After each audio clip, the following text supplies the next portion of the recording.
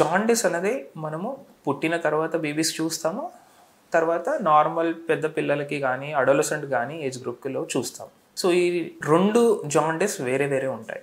So మన పుట్టిన తర్వాత బేబీస్కి ఒక రోజు తర్వాత జాండీస్ అనేది చాలా కామన్. జాండీస్ అంటే ఏంటి, మనం బాడీ పూరా కొంచెం ఎల్లో లాగా ఉంటుంది.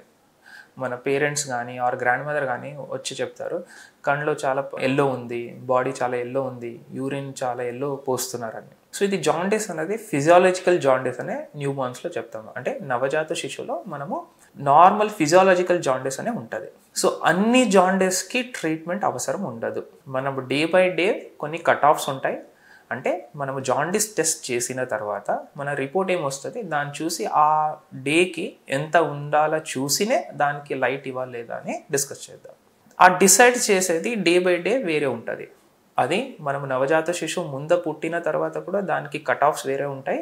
ప్లస్ 9 నెలల తర్వాత బేబీ పుట్టిన బేబీకి కూడా కట్ ఆఫ్స్ వేరే ఉంటాయి. మన ప్లాట్ చేస్తాము, మన గ్రాఫ్స్ ఉంటాయి.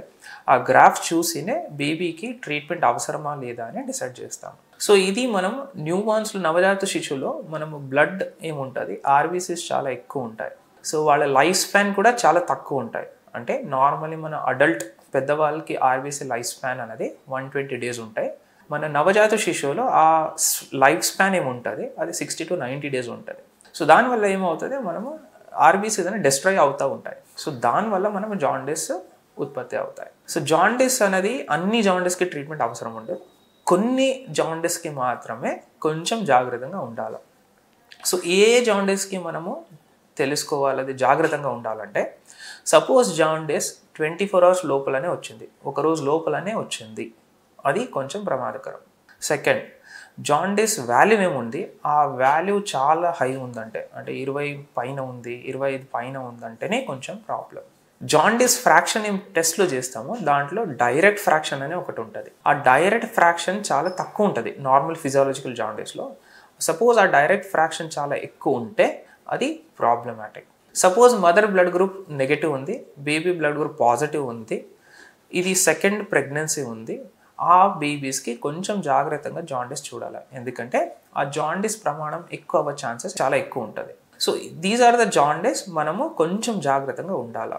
దాని తప్ప 90% ఆఫ్ ద టైం మనము జాండీస్ ఉండేది ఫిజియాలజికల్ జాండీస్ అంటాము. దానికి జనరలీ ట్రీట్మెంట్ అవసరం ఉండదు.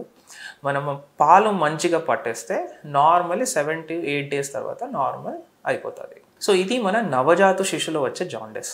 చిన్న పిల్లల్లో కానీ ఆర్ మన అడోలసెంట్ గ్రూప్లో జాండీస్ వచ్చేది. సో వాళ్ళకి జాండీస్ అంటే ఆల్వేస్ ఇట్ ఈస్ అంటే ప్రాబ్లమాటిక్. అంటే ఏదైనా ప్రాబ్లం ఉన్నప్పుడే మనకి జాండీస్ బయట కనపడుతుంది. మోస్ట్ కామన్ మన జాండీస్ ఉత్పత్తి అవుతుంది లివర్ వల్ల. సో లివర్ వల్ల ఏమైనా ప్రాబ్లం ఉంటేనే జాండీస్ తయారం ఎక్కువ అవుతుంది.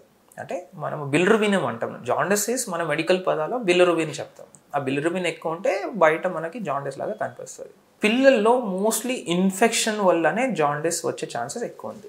సో ఇన్ఫెక్షన్ అంటే మనము వైరస్ ఉండొచ్చు, బ్యాక్టీరియా ఉండొచ్చు, ప్రోటోజోవల్ ఉండొచ్చు, ఫంగస్ ఉండొచ్చు.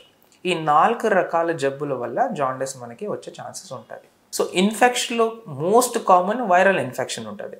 వైరస్ వల్లనే వచ్చే జబ్బుల వల్ల జాండీస్ ప్రమాదకరం ఎక్కువ ఉంటుంది. సపోజ్ 100 బేబీ తీసుకుంటారంటే ఆల్మోస్ట్ 90 బేబీస్లో జాండీస్ వస్తే అది మోస్ట్ కామన్ వైరల్ వల్ల వస్తుంది. చిన్నపిల్లల్లో virus most common hepatitis A అనే వైరస్ ఉంటుంది. దానివల్ల జాండీస్ మనకి ఎక్కువ ఉంటుంది. సో మిగతా చాలా వైరసెస్ ఉంటాయి, దాని వల్ల జాండీస్ వచ్చే ప్రమాదం కొంచెం తక్కువ. సో సెకండ్, బ్యాక్టీరియల్ ఇన్ఫెక్షన్, ఏదైనా బ్యాక్టీరియల్ ఇన్ఫెక్షన్లు కూడా చాలా సివియర్ అయితే కూడా జాండీస్ వచ్చే ఛాన్సెస్ ఉంటాయి. ఇది మనం కొంతసేపు రివర్సిబుల్ ఉంటాయి. అంటే మనము ట్రీట్మెంట్ దానికి ఇస్తే జాండీస్ అనేది రివర్స్ అయిపోతాయి. కొన్ని జాండీస్ ఉంటాయి సర్జికల్ జాండీస్. అంటే మన చిన్నపిల్లల్లో మనం బిలియరీ అట్రేసియా అని అంటాము. దానివల్ల కూడా జాండీస్ ఉంటాయి. సో దానివల్ల జాండీస్ ఉంటే అది ఆపరేషన్ చేయలేకపోతే జాండీస్ రివర్స్ జనరల్లీ కాదు. సో ఇది మనం పెద్దలో ఉండే జాండీస్. సో ఎవరైనా పెద్దలు ఆర్ చిన్నపిల్లల్లో ఆర్ అడోలసెంట్ ఏజ్ గ్రూప్లో జాండీస్ వస్తే వెంటనే డాక్టర్కి కలవాలి. మన నవజాత శిశువులో మాత్రం జాండీస్ ఉంటే ఒక్కసారి వెళ్ళి చూపించాలా.